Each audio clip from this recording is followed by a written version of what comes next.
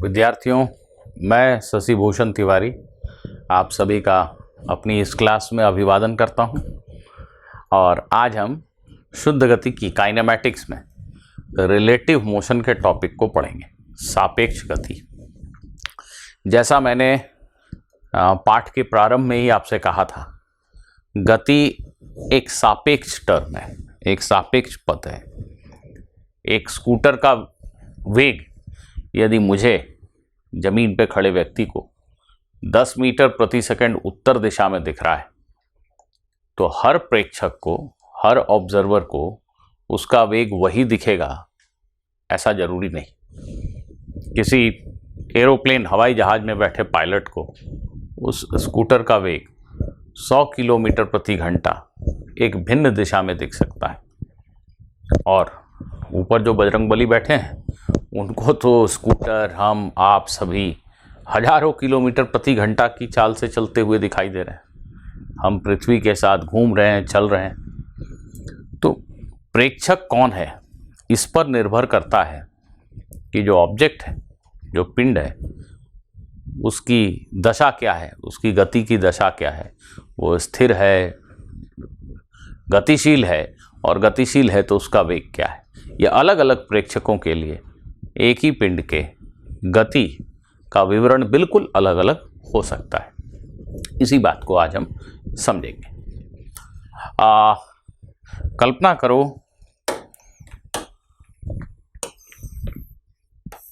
कि ये हमारा निर्देश तंत्र है, यह x और y अक्ष है,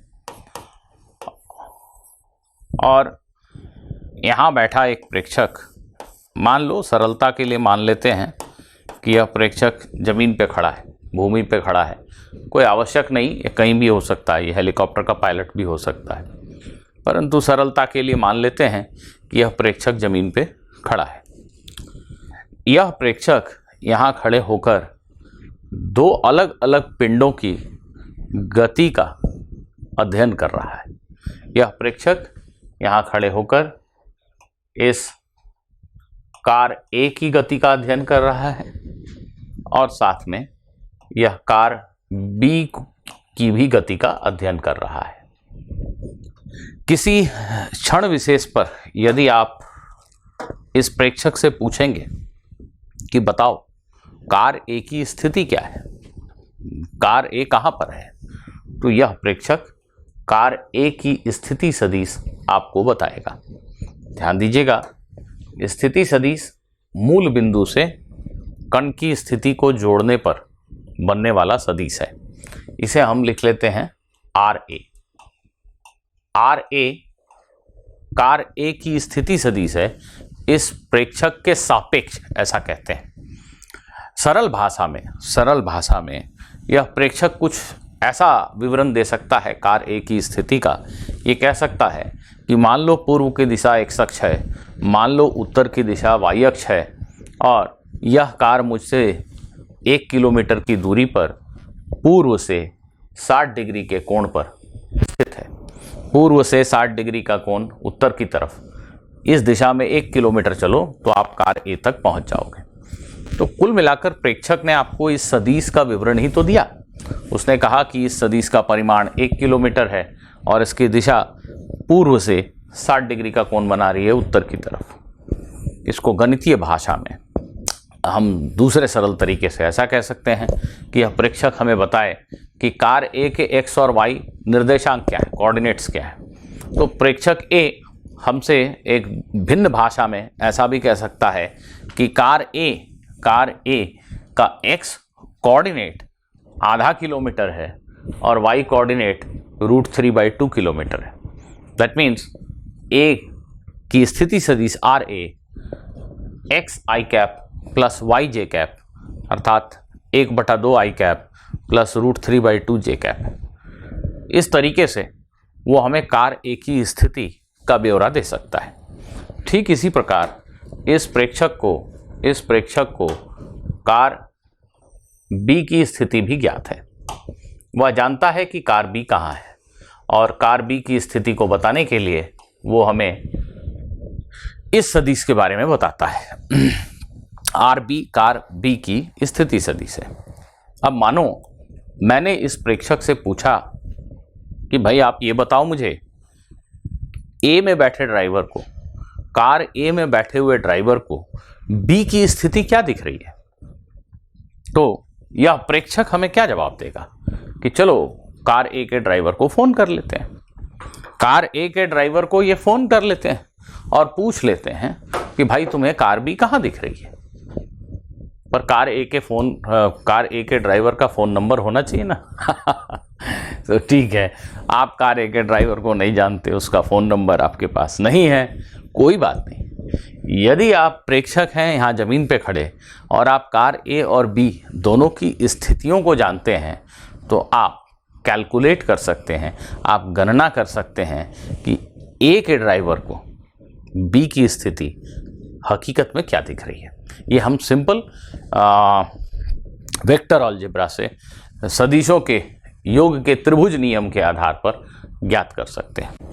सबसे पहले हम यह समझते हैं कि कार ए के ड्राइवर को बी की स्थिति क्या दिख रही है। इसका अर्थ क्या हुआ? कार ए के ड्राइवर को बी की स्थिति जो दिख रही है वो इस सदिश से व्यक्त होता है। इस सदिश को हम कहेंगे आर बी ए। बी की स्थिति सदिश ए के सापेक्ष। ए में बैठे हुए ड्राइवर को बी कहाँ दिख रहा है? तो ए से, ये मूल बिंदु है इस ड्राइवर के लिए, इन्होंने अब मूल बिंदु से बी को जोड़ दिया। ये जो सदिश प्राप्त हुआ, यही सदिश बी की स्थिति को व्यक्त करने वाला सदिश है ए के सापेक्ष। ए से पूछेंगे बी कहाँ है, तो कुछ इस तरह की भाषा का इस्तेमाल कर सकता है कि मेरे सापेक्ष मुझे जो दिख रहा है, बी मुझसे 0.4 किलोमीटर की दूरी पे है। इस लाइन की लंबाई, लाल लाइन की लंबाई मान लीजिए 0.4 किलोमीटर है, तो ए का ड्राइवर कह सकता है कि बी मुझसे 0.4 किलोमीटर की दूरी पे है और इसकी दिशा पूर्व से दक्षिण की तरफ 30 डिग्री पे है। पूर्व से दक्षिण की तरफ 30 डिग्री, चलिए 0.4 किलोमीटर, आप पहुंच जाएंगे बी तक। तो कार ए का ड्राइवर बी की स्थिति जब भी बताएगा, जिस भाषा में भी बताए, वो इस लाल सदिश को ही व्यक्त करेगा और कुछ नहीं। तो ए के सापेक्ष बी की स्थिति को बताने वाला सदिश यह लाल सदिश आर बी ए है। ठीक है, तो आर बी ए को कैसे लिख सकते हैं हम आर ए और आर बी के पदों में? बताइए, सोचकर बताइए। आर बी ए को कैसे लिख सकते हैं आर ए और आर बी के पदों में? सोचकर बताइए। मैं आशा करता हूं कि आप सभी ने ये बिल्कुल सही सोचा होगा। आर बी ए को लिख सकते हैं आर बी माइनस आर ए। ये थोड़ा सब्ट्रैक्शन, घटाव सोचना मुश्किल होता है, तो जोड़ सोच लो। इस समीकरण को ऐसा लिख सकते हैं ना, आर ए को इधर लिख दो, आर ए धन are B A, R A जोड़ आर बी ए बराबर आर बी, वह तो दिख रहा है। सदिश आर ए में अगर हम आर बी ए को जोड़ दें तो वो आर बी के बराबर है। ये सदिशों के योग का त्रिभुज नियम है। इस सदिश में इसको यदि जोड़ें, पहले सदिश के सिर पे दूसरे की पूंछ रख के बनाई हमने, पहला सदिश, इसके सिर पे दूसरे की पूंछ रख के बनाइए दूसरा सदिश, और इन दोनों का परिणामी योग यह सदिश। तो आर बी क्या है? आर ए धन आर बी ए, उसी को हमने ऐसा लिख दिया है, R B A is equal to R B minus R A.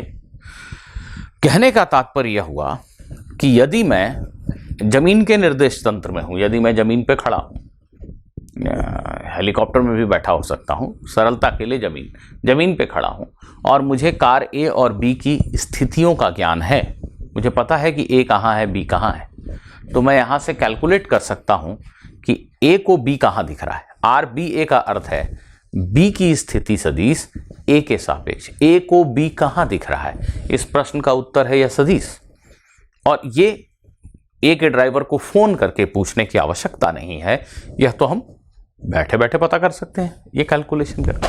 Are B minus R ए बराबर आर बी ए। तो दोस्तों, यह सापेक्ष गति का सबसे मूल समीकरण है। अब यदि यह कार ए गतिशील है, ये कार ए किसी दिशा में वी ए वेग से चल रही है, और ठीक इसी प्रकार कार बी भी किसी दिशा में वी बी वेग से चल रही है, अब यदि आप यह जानना चाहते हैं कि ए के ड्राइवर को बी का वेग क्या दिख रहा है, ध्यान दीजिए, इस जमीन पे खड़े व्यक्ति को कार ए का वेग वी ए दिख रहा है, जमीन पे खड़े आदमी को कार बी का वेग वी बी दिख रहा है। प्रश्न यह है कि ए में बैठे ड्राइवर को बी का वेग क्या दिख रहा है। यदि हम इस समीकरण का समय के सापेक्ष अवकलन करते हैं, डिफरेंशिएशन करते हैं, तो हमें वेगों में रिश्ता प्राप्त हो जाता है।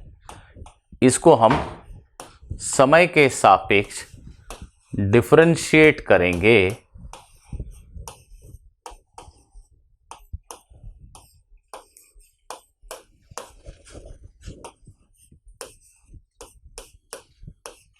ऐसे, दोनों तरफ समय के सापेक्ष अवकलन कर दिया। अब ये D R A by D T का अर्थ क्या है बता सकते हैं आप मुझे। कार ए की स्थिति सदिश आर ए के परिवर्तन की दर, यह सदिश आर ए किस दर से बदल रहा है, तो किसी भी कण के, किसी भी पिंड के स्थिति सदिश में परिवर्तन की दर को ही उसका वेग कहा जाता है। तो आर ए का परिवर्तन का जो दर है D R A by D T, यही वी ए है, कार ए का वेग है। ठीक उसी प्रकार से D R B by D T car B के स्थिति सदिश में परिवर्तन की दर है, और यही कार बी की वेग है, कार बी का वेग भी बी। और यह जो राशि है, यह लाल सदिश आर बी ए में परिवर्तन की दर है।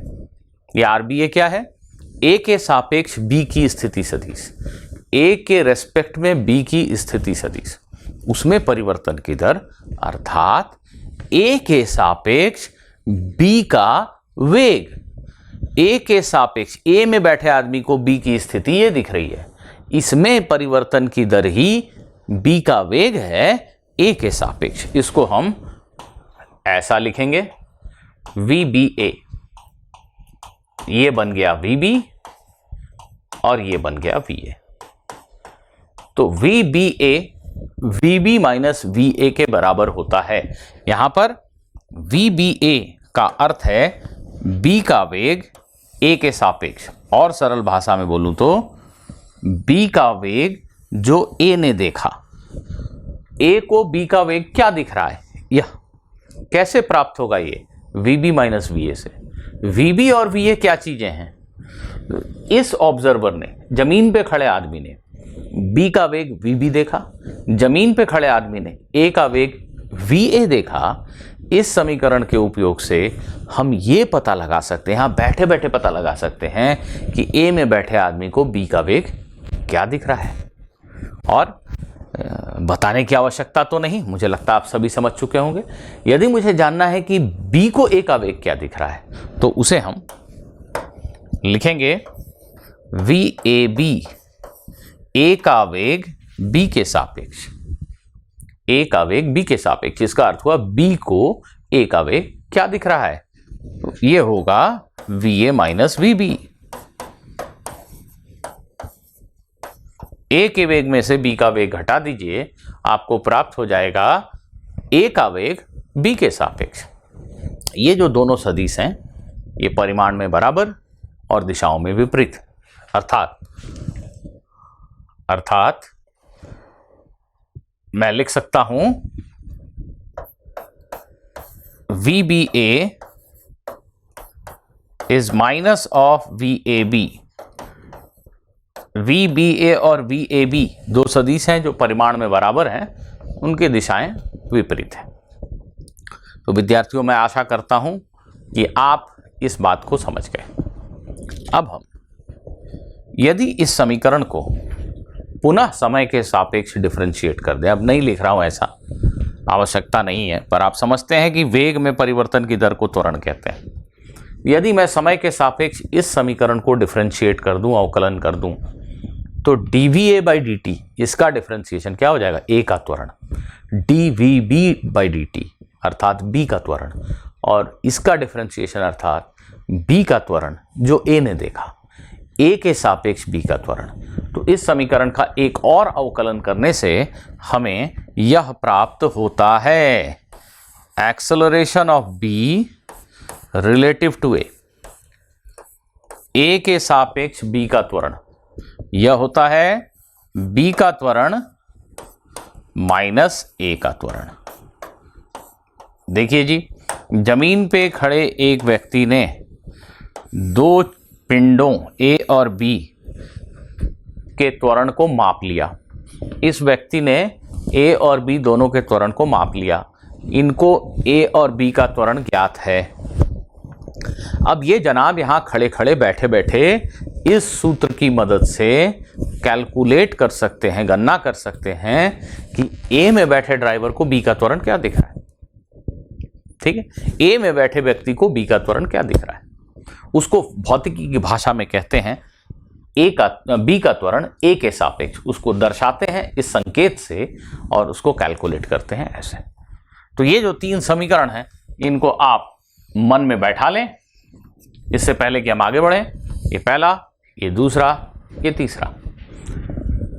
दो पिंडों की स्थिति सदिश ज्ञात है, तो एक के सापेक्ष दूसरे की स्थिति को बताने वाला समीकरण। दो पिंडों का वेग ज्ञात है एक निर्देश तंत्र में, जैसे जमीन पे खड़े आदमी को ज्ञात है ए और बी का वेग, तो वो गणना कर सकता है कि ए को बी का वेग क्या दिख रहा होगा। ठीक उसी प्रकार यह सापेक्ष त्वरण का सूत्र है। आइए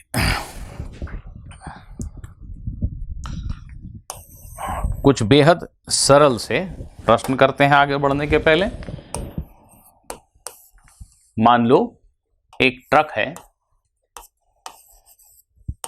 जिसका वेग 40 किलोमीटर प्रति घंटा 40 किलोमीटर पर आवर उत्तर दिशा में है। एक ट्रक के वेग की दिशा उत्तर है, परिमाण 40 किलोमीटर प्रति घंटा है। और एक कार है जिसका वेग 40 किलोमीटर प्रति घंटा पश्चिम की दिशा में है। एक कार है जिसका वेग 40 किलोमीटर प्रति घंटा पश्चिम की दिशा में। आपको बताना है ट्रक के सापेक्ष कार का वेग क्या है।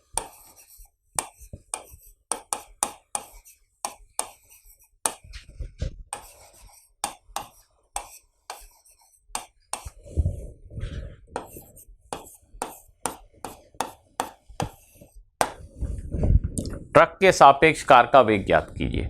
सभी लोग वीडियो को रोक दीजिए और खुद से इस प्रश्न का हल पाने की चेष्टा कीजिए। सभी से आग्रह है कि वीडियो को अवश्य रोक दें। सभी विद्यार्थी इस प्रश्न का हल स्वयं से ढूंढने की कोशिश करें, मुझे बहुत अच्छा लगेगा। बहुत सरल सा प्रश्न है, कीजिए।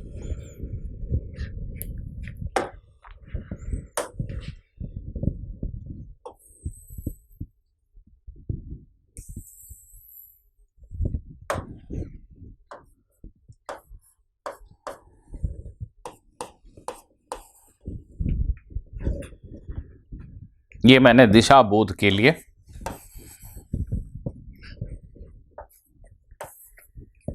दो लंबवत रेखाएं बनाई और पूर्व पश्चिम उत्तर दक्षिण को मार्क कर दिया। ट्रक का वेग 40 किलोमीटर प्रति घंटा उत्तर। यहां पे ट्रक के वेग सदिश को हम दिखा रहे हैं। हम ट्रक को नहीं दिखा रहे हैं, हम ट्रक के वेग सदिश को दिखा रहे हैं। ट्रक का वेग एक भौतिक राशि है। वेग कोई ऐसी चीज नहीं जिसको हम छू सकें, सूंघ सकें, खा सकें, टेस्ट कर सकें, नहीं। वेग तो एक हमारी कल्पना है, भौतिकी में एक भौतिक राशि है। एक दूसरे को समझने समझाने के लिए इसका उपयोग होता है। तो ट्रक वेग नहीं है, ट्रक तो ट्रक है। ट्रक का वेग एक सदिश राशि है जिसको हम अपने कागजों में बोर्ड पर एक रेखाखंड के माध्यम से व्यक्त करते हैं। इसको कहीं भी बना सकते हैं। जरूरी नहीं कि ट्रक के वेग सदिश को यहीं पे बनाया जाए। मेरी इच्छा मैं यहाँ बनाऊंगा, चलेगा। हाँ ठीक है जी, ये पूरा उत्तर ऐसे दिखाया है और ट्रक के वेग सदिश को यहाँ दिखाया, क्या फर्क पड़ता है। एक सदिश को निरूपित करने के लिए जो रेखाखंड हम बनाते हैं उसको स्वयं के समानांतर कहीं भी ट्रांसफ़र कर दें, शिफ्ट कर दें, उससे सदिश राशि में कोई बदलाव नहीं होता। यह भी वही वेग है, यह भी वही वेग है, प्रोवाइडेड कि दोनों रेखाखंडों की लंबाई बराबर है और दोनों की दिशाएं समानांतर हैं। कार का वेग, कार का वेग, कार का वेग पश्चिम दिशा में दिया गया है, पश्चिम दिशा में, और वो भी 40 किलोमीटर प्रति घंटा। देखिए दोनों ही रेखाखंडों की लंबाई बराबर होगी, दिशाएं अलग हैं। अब ये नहीं सोचना, इसका ये अर्थ न निकालना कि ट्रक और कार एक ही जगह पर है। मैं ये नहीं कह रहा हूं कि यहां ट्रक है यहां कार है। ट्रक और कार कहीं भी होंगे। ट्रक और कार के बीच की दूरी 8 किलोमीटर हो सकती है, 800 मीटर हो सकती है, 5 मीटर हो सकती है। हाँ, 5 मीटर तो खतरनाक हो गया, टक्कर हो जाए। तो ट्रक और कार दोनों के वेग सदिशों को सिर्फ हम यहां पे दिखा रहे हैं। ठीक, अब हमसे पूछा गया है कि ट्रक के सापेक्ष कार का वेग क्या है। इसको भौतिकी की भाषा में हम लिखेंगे velocity of car relative to truck. Truck के सापेक्ष कार का वेग, इसको लिखेंगे VCT, C for car, T for truck. और ये गणना कैसे करते हैं हम? VC minus VT। अब दो सदिशों का अंतर कैसे ज्ञात करते हैं, याद है? भूल गए? याद रखना पड़ेगा। VC में हम जोड़ते हैं माइनस VT को, तो माइनस VT एक नए सदिश की रचना हम करेंगे और उसको VC के साथ जोड़ देंगे। जी हाँ, देखिए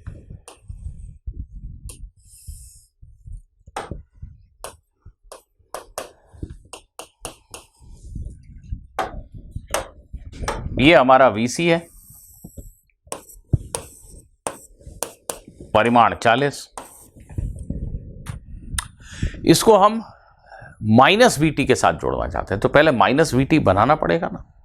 VT दिया हुआ है, इसको अगर उल्टा कर दें, इसको अगर उल्टा कर दें हम,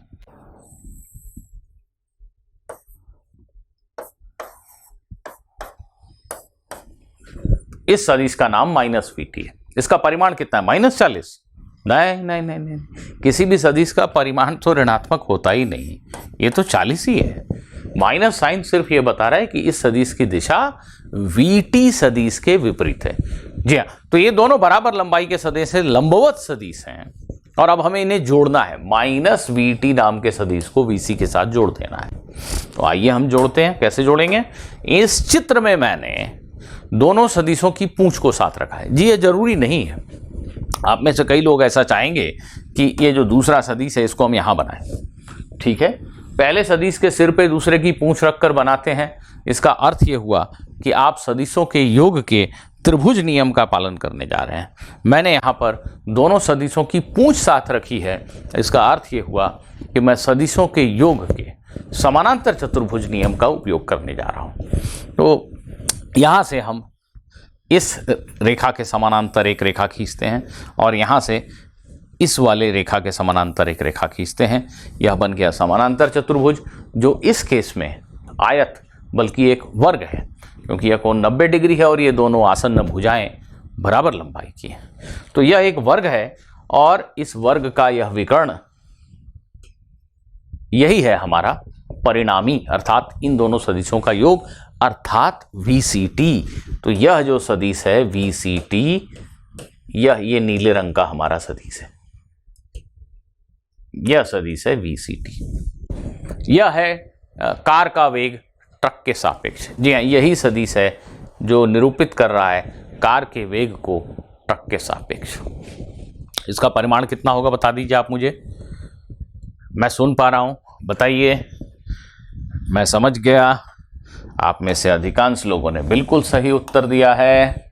ये जो VCT है इसका मान है √40² + 40² 40√2 किलोमीटर पर आवर। तो ट्रक में बैठे आदमी को कार का वेग 40√2 किलोमीटर प्रति घंटा दिख रहा है और इसकी दिशा तो बहुत ही आसान है।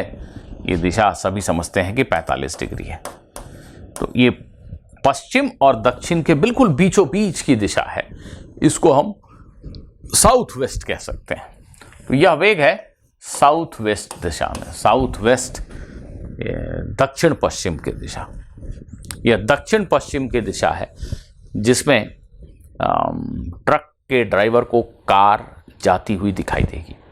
ट्रक के ड्राइवर को कार किस दिशा में गति करती हुई दिखाई देगी? इसका उत्तर है दक्षिण पश्चिम की दिशा में। देखिए, कार, जमीन पे खड़े आदमी ने देखा कार पश्चिम में जा रही है, जमीन पे खड़े आदमी ने देखा ट्रक उत्तर की ओर जा रहा है। ट्रक में बैठे आदमी को फोन करके पूछोगे कार किधर जाती हुई दिख रही है, वो आदमी बोलेगा कि कार हमें दक्षिण पश्चिम की दिशा में जाती हुई दिख रही है और उसका वेग 40√2 किलोमीटर प्रति घंटा है। तो ये सोच पाना, आप सोच सकते हैं, ऐसा भी सोच सकते हैं। थोड़ा अटपटा आप में से कई लोगों को लग रहा होगा, पर यह है नहीं उतना अटपटा।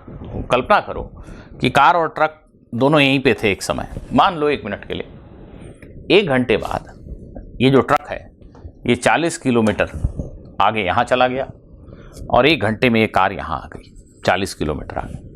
अब जरा ट्रक से पूछो तो कि कार कहाँ है, तो ट्रक वाले के लिए ये उत्तर की दिशा है, ये पश्चिम की दिशा है, ये दक्षिण की दिशा है।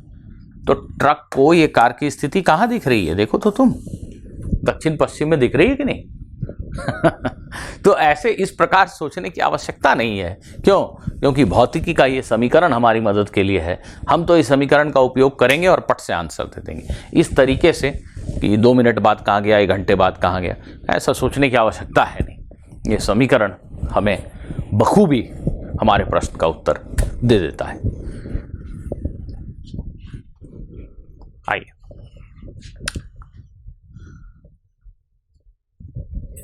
एक विमीय गति के दौरान सापेक्ष वेग, सापेक्ष त्वरण की गणना और भी सरल है। जैसा कि हम कई क्लासेस से करते आ रहे हैं कि जब भी एक विमीय गति होती है तो कण जिस रेखा पर गतिशील है उसको नाम दे दिया x अक्ष, y अक्ष, जो अच्छा लगे, और फिर सभी सदिश राशियों की दिशाओं को व्यक्त करने के लिए हम धन और ऋण चिन्ह का इस्तेमाल करते हैं। यदि दिया हुआ है प्रश्न में कि एक कण x अक्ष के ऊपर गतिशील है, तो जब वो धनात्मक x अक्ष की दिशा में गति कर रहा हो तो हम उसके वेग को धनात्मक लेते हैं, और जब वही कण ऋणात्मक x अक्ष की दिशा में गतिशील हो तो उसके वेग को ऋणात्मक लेते हैं। तो सिर्फ धन और ऋण चिन्ह से ही सदिश राशियों की दिशाओं का बोध बराबर हो जाता है। तो हमें किसी और प्रणाली, किसी और विधि की आवश्यकता नहीं पड़ती दिशाओं को व्यक्त करने के लिए। तो एक प्रश्न बिल्कुल सरल सा करेंगे एक विमीय गति पर आधारित। बच्चों ध्यान देना, ऐसे प्रश्न जहाँ तक मुझे याद आता है कि आपने छोटी कक्षाओं में 8वीं 9वीं कक्षा में गणित के किताब में किया होता है, गणित के सब्जेक्ट में किया होता है। तो ऐसा एक सरल सा प्रश्न पूछ रहा हूँ, उत्तर देने का प्रयास कीजिए।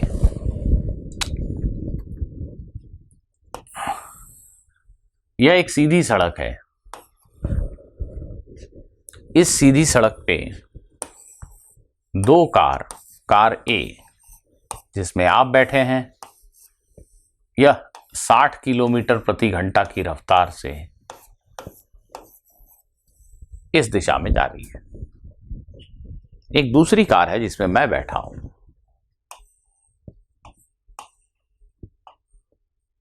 और तुम 60 की गति पे चल रहे हो, तो मैं तो धीरे ही चलूंगा ना। तो मैं 30 किलोमीटर प्रति घंटा की चाल से, अरे तुम्हारे बराबर मैं गति थोड़ी, उतनी गति पे कार थोड़ी चला पाऊंगा, धीमे चलूंगा। चलो धीमे चलता। ऐसा तो 60 किलोमीटर प्रति घंटा की चाल आपकी, 30 किलोमीटर प्रति घंटा की चाल मेरी, हम दोनों एक दूसरे की तरफ जा रहे हैं।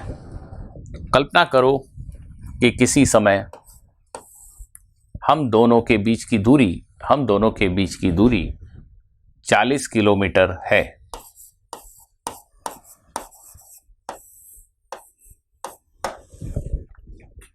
तो दो प्रश्नों का उत्तर दीजिए। पहला, इसको ए कहा, इसको बी कहा। ए के सापेक्ष बी का वेग बताइए।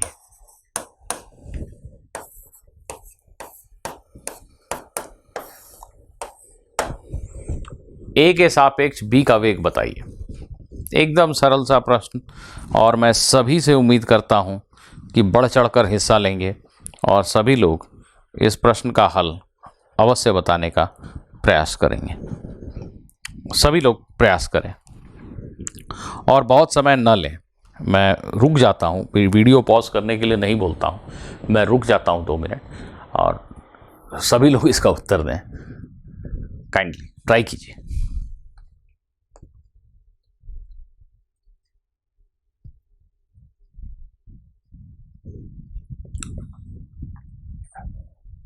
ए के सापेक्ष बी का वेग। किसी भी दिशा को हम धनात्मक दिशा मान सकते हैं। जैसे हमने ऑलरेडी मार्क कर दिया, ये धनात्मक दिशा है। मान लीजिए ये धनात्मक दिशा है, तो कार ए का वेग धनात्मक है और बी का वेग ऋणात्मक है। ए के सापेक्ष बी का वेग, इसको हम भौतिकी की भाषा में ऐसे लिखते हैं, पीबीए। इस बार यह सदिश चिन्ह लगाने की आवश्यकता नहीं समझ रहा हूं, क्योंकि ठीक है, हमें ज्ञात है कि ये सदिश है और धन और ऋण चिन्ह ही दिशा बोधक हैं, दिशा सूचक हैं। तो वी बी ए की गणना के लिए हम V B minus V A करेंगे। बी का वेग ए के सापेक्ष। अब वी बी के स्थान पे मैं लिखूंगा -30। तो -30 क्यों लिखूंगा? ये ऋण चिन्ह दिशा सूचक है, ये बता रहा है कि बी का वेग ऋणात्मक एक्स अक्ष की दिशा में 30 है। माइनस ए का वेग +60 है। ये माइनस चिन्ह, ये वाला माइनस चिन्ह है, ये हो गया -90। -90 का क्या अर्थ है? -90 का बड़ा सरल सा अर्थ है 90 किलोमीटर प्रति घंटा इस चित्र में बाईं तरफ, अर्थात ए के सापेक्ष बी का वेग। ए के ड्राइवर को बी अपनी तरफ आता हुआ दिख रहा है, बाईं तरफ जाता हुआ दिख रहा है, ऋणात्मक दिशा अर्थात बाईं तरफ, इस तरफ। ए के ड्राइवर को बी इस तरफ जाता हुआ दिख रहा है 90 किलोमीटर प्रति घंटा की रफ्तार। और ये तो डेली लाइफ में आप देखते हैं कि आप गाड़ी लेके जा रहे हैं, सामने से कोई और गाड़ी आ रही है तो बड़ी तेज आती हुई प्रतीत होती है, जब पास से गुजरती है तो साई से गुजर जाती है कि नहीं? आपको उस गाड़ी का वेग बहुत ज़्यादा दिखता है। विद्यार्थियों, अब यहीं पे यदि मैं दूसरे प्रश्न में आपसे यह पूछूं कि कितनी देर में ए और बी एक ही जगह पर होंगे, मतलब एक दूसरे को क्रॉस कर जाएंगे, कितने समय में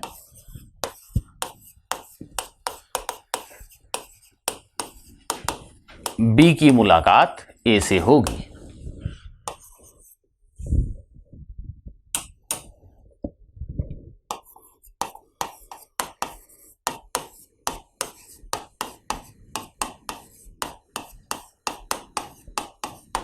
बताइए कितने समय में इन दोनों गाड़ियों की मुलाकात होगी? यह मैं यहीं बना हुआ हूं, आप उत्तर देंगे सभी लोग। सभी से आशा करता हूं मैं कि सभी इस प्रश्न का हल ढूंढने का ईमानदार प्रयास करेंगे। देखिए, यहां समझने की बात यह है कि यदि एक, ध्यान से समझिएगा, सापेक्ष गति का अध्ययन क्यों कर रहे हैं, ये सब चीजें पढ़ क्यों रहे हैं, इसका सबसे जरूरी पॉइंट अभी आपसे मैं बताने जा रहा हूं। यह जो डेटा क्वेश्चन में दिया है कि ए का वेग 60, बी का वेग 30 है, किसने देखा? ये तो बताया ही नहीं। ऑब्जर्वर कौन है? बताया नहीं।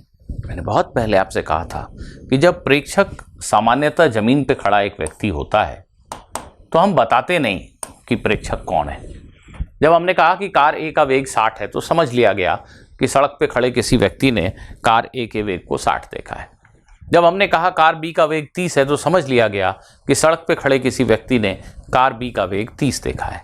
तो इस जनाब ने ए और बी के वेग को देखा और आपको बता दिया।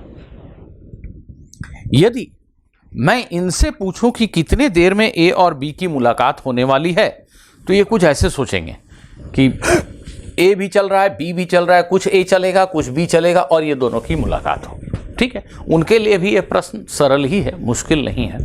पर अगर इनके पास एक वीडियो कैमरा हो, इनके पास एक वीडियो कैमरा हो और ये वीडियो शूटिंग कर रहे हों, ये इस पूरे घटनाक्रम पे एक वीडियो बना रहे हों, तो वीडियो को जब टीवी पे बाद में देखा जाएगा तो कुछ ऐसा दिखेगा कि ये कार बहुत तेज चल रही है, ये कार धीमी चल रही है और ये दोनों मुलाकात हुई, दोनों चीजें चल रही है। लेकिन कल्पना करो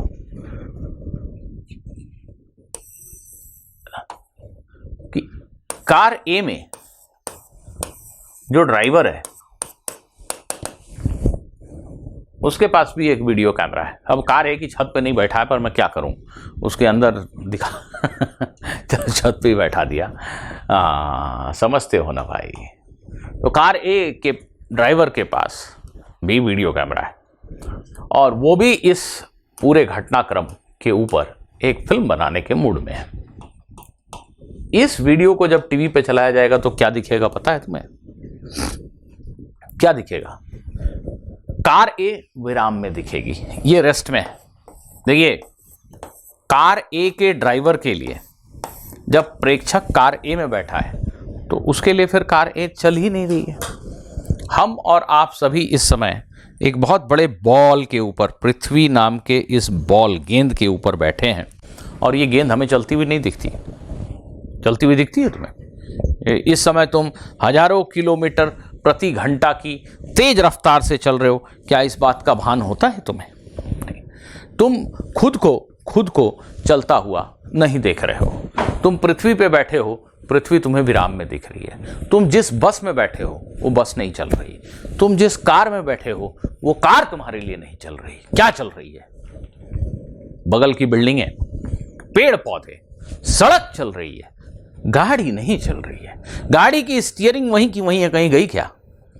पिछले 1 घंटे से तुमने पकड़ के रखा है, वो तुमसे 10 सेंटीमीटर की दूरी पे, वो कहीं गई क्या? नहीं। गाड़ी का चक्का जहां था तुम्हारे पैरों के नीचे वहीं है, वो कहीं गया क्या? गाड़ी का बोनट वहीं है। तो यार गाड़ी तुम्हारे लिए कहां चल रही है? तुम और गाड़ी तो एक ही जगह हो ना। तो ऑब्जर्वर, प्रेक्षक जिस चीज में, जिस कार में बैठ गया, वो कार उस प्रेक्षक के लिए गतिशील नहीं है, ये आपको समझना पड़ेगा। वो कार उस प्रेक्षक के लिए गतिशील नहीं है, बिल्कुल गतिशील नहीं है भाई। हाँ, दूसरी चीजें उसे चलती हुई दिख रही है, सड़क चलती हुई दिख रही है, पेड़ पौधे चलते हुए दिख रहे हैं, दूसरी गाड़ियां चलती हुई दिख रही हैं। तो इस प्रश्न के उत्तर देने के लिए, इस प्रश्न का उत्तर प्राप्त करने के लिए हम ऐसा कर सकते हैं कि हम मान लें कि हम कार ए में बैठे हैं, या कार ए में जो ड्राइवर बैठा है उसके पॉइंट ऑफ व्यू से सोचें, उसे क्या दिख रहा है ये सोचते हैं। आइए, तो कार ए में बैठे व्यक्ति को कार ए के निर्देश तंत्र में, भौतिकी की भाषा में कहते हैं कि कार ए के निर्देश तंत्र में कार ए विराम में है। कार ए में बैठे प्रेक्षक के लिए कार ए बिल्कुल भी गतिशील नहीं है, कार ए विराम में है। और इस कार को कार बी गतिशील दिख रही है। कार ए के निर्देश तंत्र में कार बी का जो वेग है उसे हम ऐसे लिखते हैं और इसे कैलकुलेट करते हैं VB माइनस VA से। एक विमीय गति है इसलिए इसको लगाने की आवश्यकता नहीं समझता हूं, ऐसे ही लिखते रहो। तो VBA, B का वेग A को क्या दिख रहा है, कैसे कैलकुलेट करेंगे? पुनः आप किसी एक दिशा को धनात्मक मान सकते हैं, या उससे भी अच्छा बताऊं, उससे भी अच्छा, अरे ऐसे ऐसे ऐसे बात करेंगे। B का VB माइनस VA का अर्थ क्या हुआ? यहाँ VB और VA क्या राशियां हैं? जमीन पे खड़े आदमी ने जो B और A की गति नोटिस की है वही VB और VA। जमीन पे खड़े आदमी ने B का वेग देखा है 30 किलोमीटर प्रति घंटा बाईं तरफ। ठीक है, धन और ऋण चिन्ह का प्रयोग कर सकते हैं जैसा अभी थोड़ी देर पहले कर रहे थे, और उसकी बजाय हम एरो साइन का भी इस्तेमाल कर सकते हैं। ए का वेग क्या है? 60 किलोमीटर प्रति घंटा। इसीलिए फिर से गणना कर रहा हूं कि आपको यह बता सकूं कि धन और ऋण चिन्ह से दिशा का ही तो बोध होता है। अगर मैं दिशा मुंह से बोल के बता दूं तो भी चलेगा ना, ये दाएं बाएं बोल के बता रहा हूं यार, और क्या चाहिए। चलिए देखिए, इसको मैं ऐसा लिख सकता हूं, 30 बाईं तरफ प्लस 60 बाईं तरफ। ये जो भी दिशा है ना, इसको अगर उल्टा किया, पलटा, तो इस चिन्ह को बदल दो, ऋण को धन कर दो, तो ये 30 और 60 दोनों जुड़ करके हो गए 90 किलोमीटर प्रति घंटा इस दिशा में।